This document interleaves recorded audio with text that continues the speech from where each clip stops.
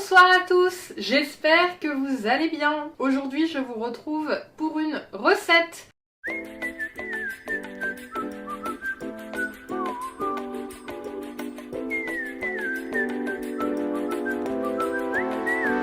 Ce matin, je suis allée faire des courses chez Lidl. D'ailleurs, si vous n'avez pas regardé ma vidéo retour de course, je vous invite à le faire tout de suite. Je vous disais justement dans cette vidéo que je n'avais pas trouvé les piadines. Les piadines, c'est des galettes qu'on garnit à la poêle et c'est une spécialité italienne. J'ai donc trouvé les fameuses piadines et je me suis dit que j'allais vous partager cette recette parce qu'elle est assez méconnue. Il nous faudra donc un paquet de piadines. Ils appellent ça piada sfogliata ou flatbread. Vous pouvez la garnir avec ce que vous voulez. Moi, j'ai décidé de prendre de la mortadelle que j'ai aussi acheté chez Lidl, de la provoletta fumée et c'est tout.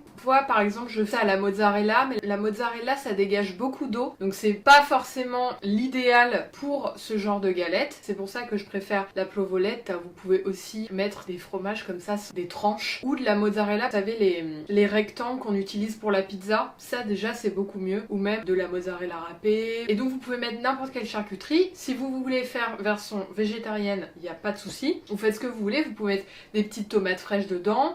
Ce que j'adore faire aussi, moi, c'est mettre du coulis de tomate à l'intérieur, donc ça fait comme une sorte de pizza en fait au final. Des feuilles de basilic. Libre à vous. Aujourd'hui, on part sur ma recette préférée, mortadelle provoletta fumée. On va donc se munir d'une poêle. Si vous avez une poêle à crêpes, c'est l'idéal. Moi, j'en ai pas, donc je vais juste prendre ma poêle la plus grande et me débrouiller avec. Pour mettre du beurre et qu'il ne brûle pas, je vais mettre un petit fond d'huile végétale.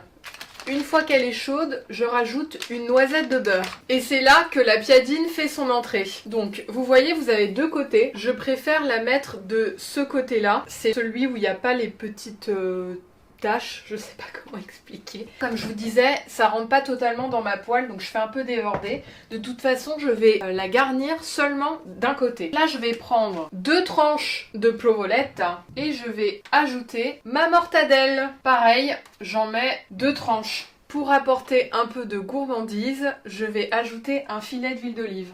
J'assaisonne avec du poivre et mon péché mignon, le piment d'Espelette. Voilà, on a ça.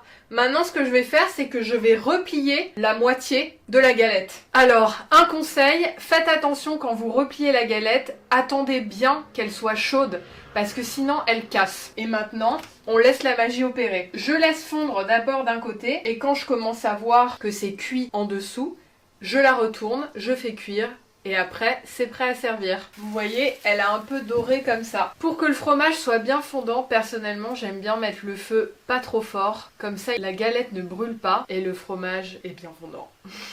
À côté de votre piadine, je vous conseille de manger un peu de salade. Je vais vous faire la déguste en direct, donc je vais juste couper ma piadine en deux.